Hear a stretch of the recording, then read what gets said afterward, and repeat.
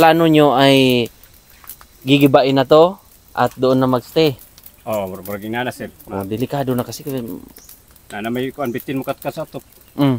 Kasi malamig na yan kuya, at marami ng makakain sila ba? Oo, nanay mga mananap daghan. Oo, meron na silang mga daga. Daga na sir, daga ilaga dyan. Oo, maraming daga dyan sa taas. May mga tabili. Oo, kaya yun yung pinupunta riyan ng snake rat. Kaya delikado. Oo. Alam mo yung kantang Gimingaw Ako kuya? Kaya mong anuhin yun? Oo. Pwedeng sabay tayong dalawa? Pwede sir. Pwede, sige. Kasi napakagandang mensahe kasi yun. Bisaya, Christian song yun. So, pauna muna natin si kuya. Second voice lang ako kuya, okay lang? Ako ang first voice. O, sige.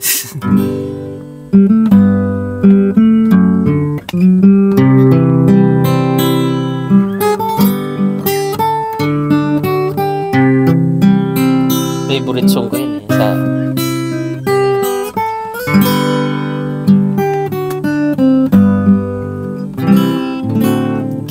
Gimingaw ako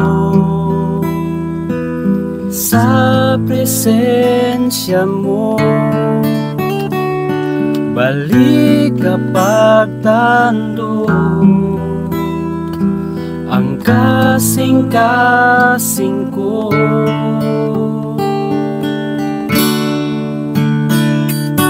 Gimingaw ako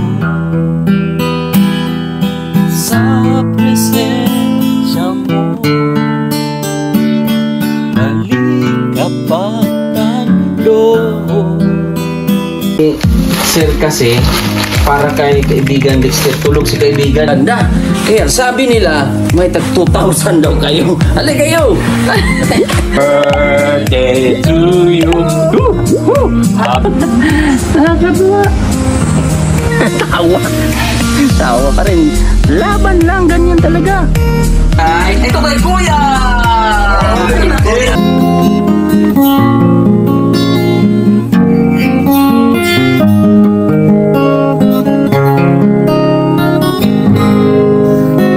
Mula na nakilala. Good morning po mga kababayan, at ngayong araw ay bibisitahin namin si Kuya Rodel at ang kanyang mga pamilya dito sa kanilang area. At syempre kasama ko po ang aking mga chikiting at syempre ang aking asawa. Good morning, Kyle. Good morning. Sophia, good morning. Good morning. Oh. Good morning po. Sino ang ating pupuntahan? Si Kuya Rodel. At magpapaturo ka ng gitara? Hindi muna. Si ate, nagpa-practice ka na ng gitara? O, ukulele yung gusto nila eh. So yun, ipapabalita din natin sa kanya ang good news na mangyari sa kanilang buhay. Diba? At thank you po kay Tita Jenny at kay Sir Efren. Maraming salamat po. Dahil sila po ang isa sa mga sponsor din na tayo po ay sinuportahan at maghahanap tayo ng lupa mamaya, di ba? Para maka-welcome din sa mga gustong magpaabot at magbigay ng mag-pledge para din sa gagawin nating pabahay para magiging maganda ang resulta po mga kababayan. At kita nyo naman po ang kanilang tahanan, ang kanilang pamumuhay dito ay medyo mahirap at hindi po tayo makakagawa ng bahay ba dito kasi hindi po sa kanila, at yan po ay daanan po ng kuryente kaya delikado kasi pag magkidat-kidat kung mag-ulan-ulan ay hihigupin ng kuryente ba, sasagap ng kuryente kaya delikado po. So yun, tayo po ay maglalakad muna ng mga ilang minuto kasi medyo layo nga po ito mula doon sa kalsada. So yun mga kababayan, at nandito na tayo. Andyan yung mama ni Kuya Rodel, si Rodel, at yung misis niya nandoon kasi sa simbahan yun lagi kasi yun po yung katuwang doon, yun po yung trabaho niya doon.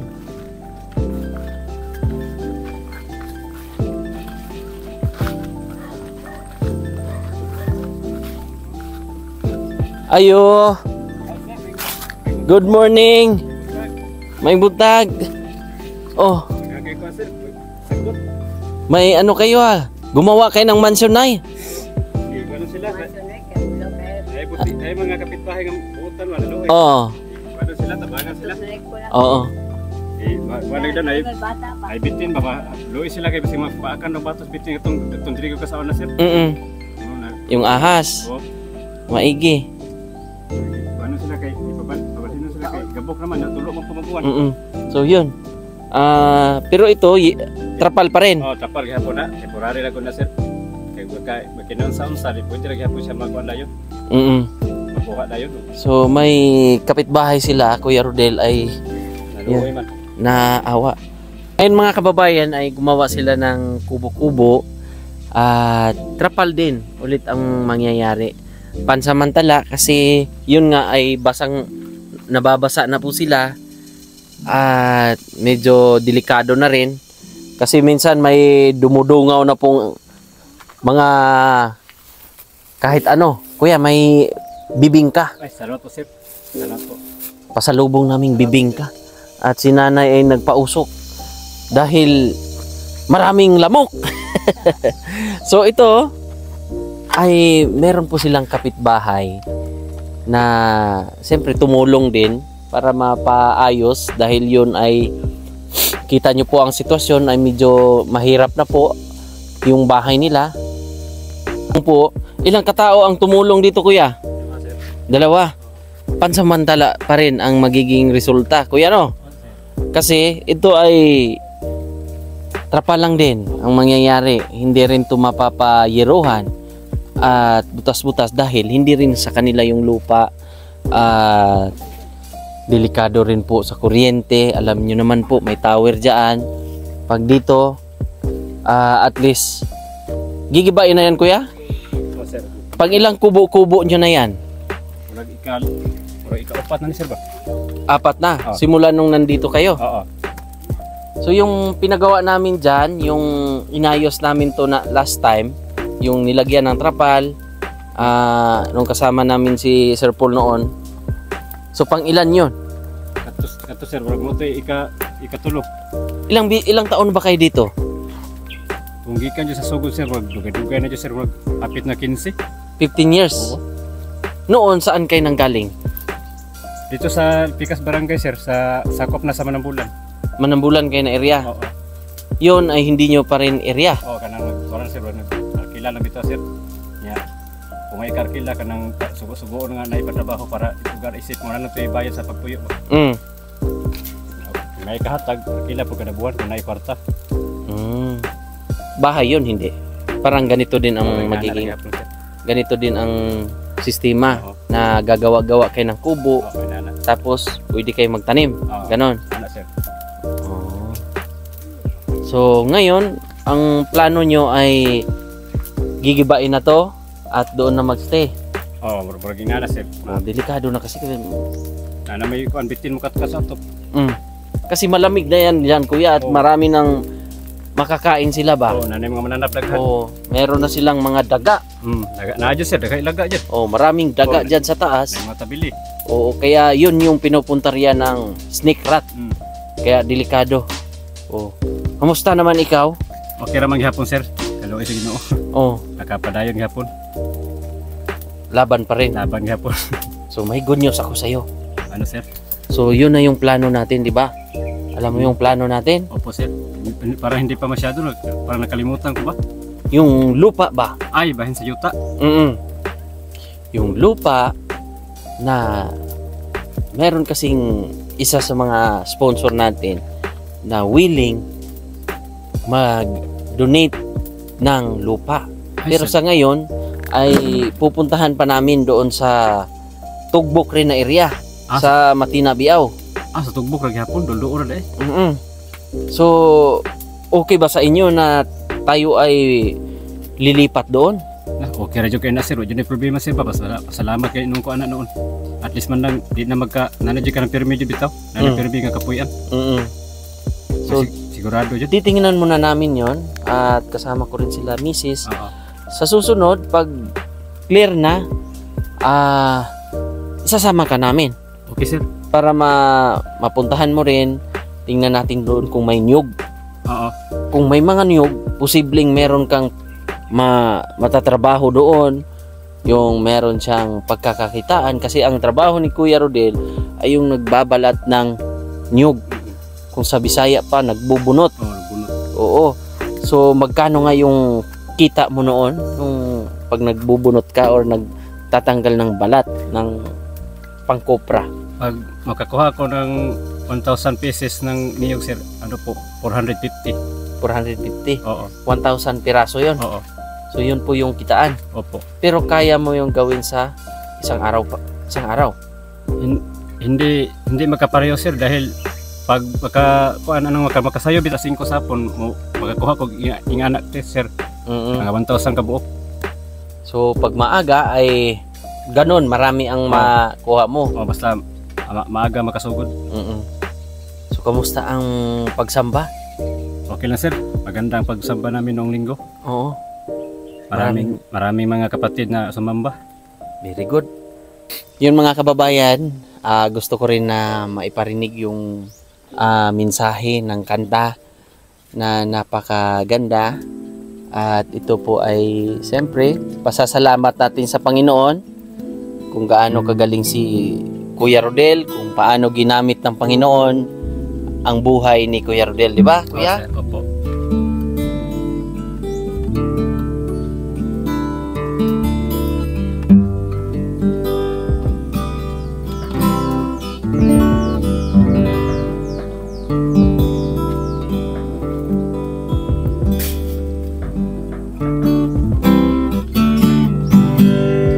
Ito lang ni Sir Kat. Jesus, patuloy kang papupurihan. Sige.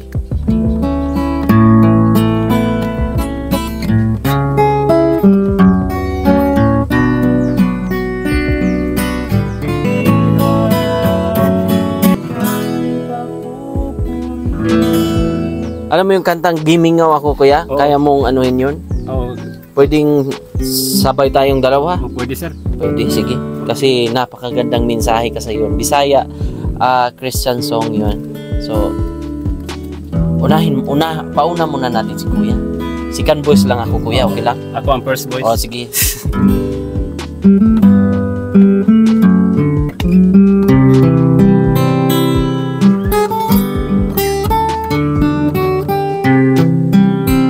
Favorite song ko yun.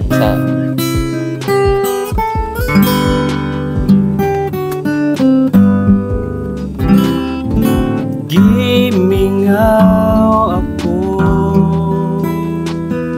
sa presensya mo, balik kapag tando ang kasing-kasing ko. O Jesus, gikinahanglan ka.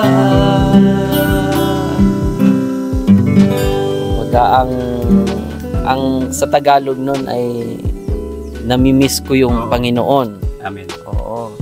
At kailangan natin siya Amen. sa mga lahat ng araw, oras, kahit sa may mga pagsubok man tayo, problema sa buhay, kasiyahan, ay dapat kasama natin siya, di ba Kuya? Tama. Oo. At alam kong magkasama din tayo Amen. ng matagal pa Kuya. Dahil malay natin ay malapit-lapit ka doon sa amin na area. Edi invite kita o magkantahan tayo ng Christian song. Kasi tayo ay tao lang din, minsan uhaw tayo sa presensya ng Panginoon. Tama po. No? Kahit yung mga kababayan natin, napakaganda po ng mensahe ng kanta. Yan po ay Bisaya. I-ano nyo po, yung i-search nyo at kantahin nyo po. Maganda yung ibig sabihin. Baka meron ding Tagalog version niya. Murag na Tagalog siya. Na version? Oo. Maganda. Namimiss ko ang presensya. Parang pupukawin yung ano mo ba, pagiging tawhanon na to nga pagkatao, di ba? Minsan kailangan nating ipaparamdam sa atin yung kanta na yan, parang sige balik ka. Nana. O balik ka doon sa kung sa simbahan, sige, sa presensya ng Panginoon, bumalik tayo. Parang pag makarinig ako ng kanta na yan ay parang naiyak ako, parang ano ba? Yung ang sarap kasi pakinggan, no? Sa mga Mga- na kanta. Yung mga Christian song. Oo. So ano pang mga Bisaya mo song dyan kuya na pago sa heart ang epekto sa buhay mo? Na ako yung naandam diri sir Tagalog maghihapon ni sir. Sige. Oh, pero medyo karaan ni siya pero nindot gihapon siya pamindahan kay nagkuan ni siya ang iyang message ani kay kanang pasalamat niya sa Ginoo katong sa kaniadto pitong panahon sir nga murag ang iyang kinabuhi ba wala pa sa Ginoo. Na dihang naa na siya sa Ginoo. So tawhanon pa siya Oo, na na iyang buhay. iyang mabinuhatan sa una lahi murag nasaag siya sa presensya sa Ginoo. sige daw. Pwede nating maiparamdam kahit sa kanta. Pwede sir. Ang title ani Salamat Jesus at ako'y inibig mo.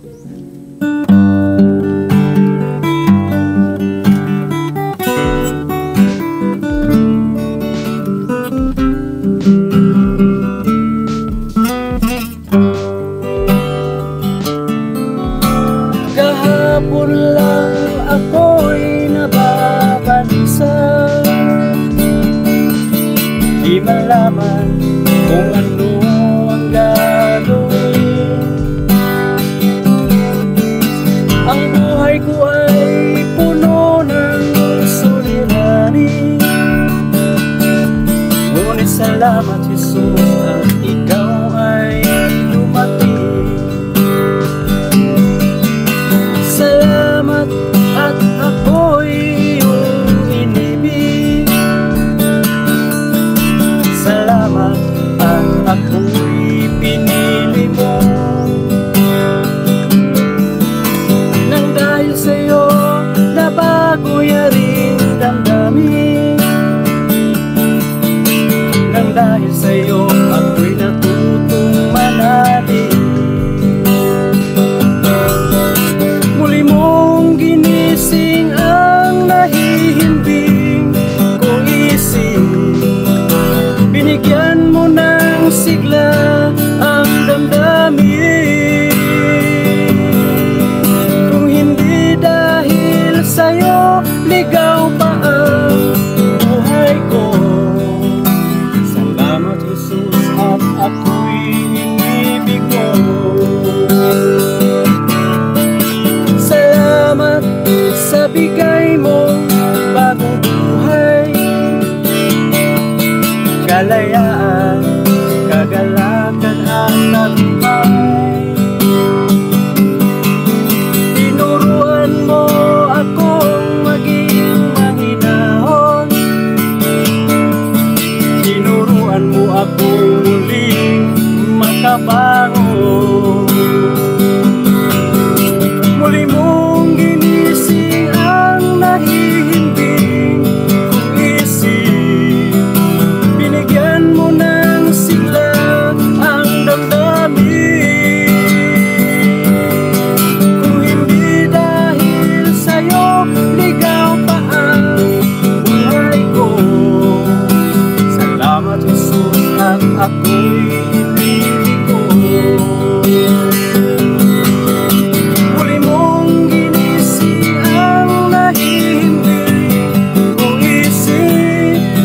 Binigyan mo ng sigla ang damdamin. Kung hindi dahil sa'yo, ligaw pa ang buhay ko. Salamat Jesus at ako'y inibig mo. Salamat Jesus at ako'y inibig mo. Salamat Jesus at ako'y inibig mo. Praise God. Amen. Okay pa ang ating gitara, no? Okay ra kay sir. Ang ganda ng tunog, no? Gapo kay tingog. Marami sigurong ma-inspire nitong gitara na to, kuya. Glory to God. Oo. Hallelujah. Maraming mamamangha sa iyong talento yung kagalingan mo sa paggigitara.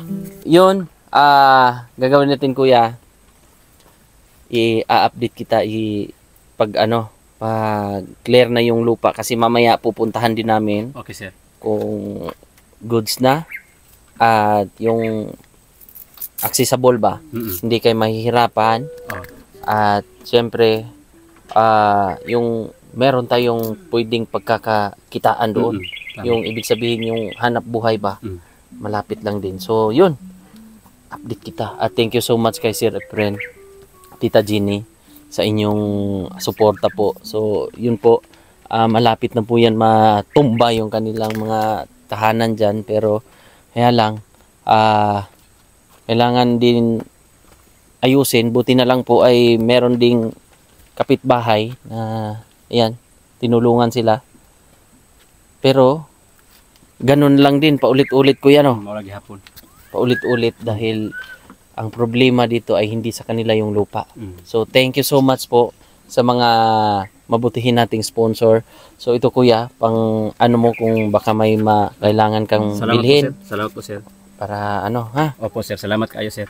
pangangailangan nyo, pamilya dito, kung anong ulam, Thank you so Salamat, much sir. at i-update kita. Okay, sir. Salamat. Mamaya pupuntahan na namin yung area Okay, sir. kung clear ba. Oo. So thank you so much. Tara na po at para makita din natin yung area na ating mapili. So ayun mga kababayan, at kami po ay umuwi na sa aming munting tahanan. Sa aming bahay na medyo masikip. At dahil yung contact namin ay busy dahil sa eleksyon. So may inatinan po na bagay-bagay agenda. So kami ay umuwi na lang muna at magpahinga. So yun po mga kababayan. Thank you so much po sa lahat na nagtitiwala. God bless po, lalong-lalo na ang Panginoon na gumagabay. So yan ang aking mga chikiting ay o yan. O pahinga muna kami kasi sobrang init sa labas. Thank you po.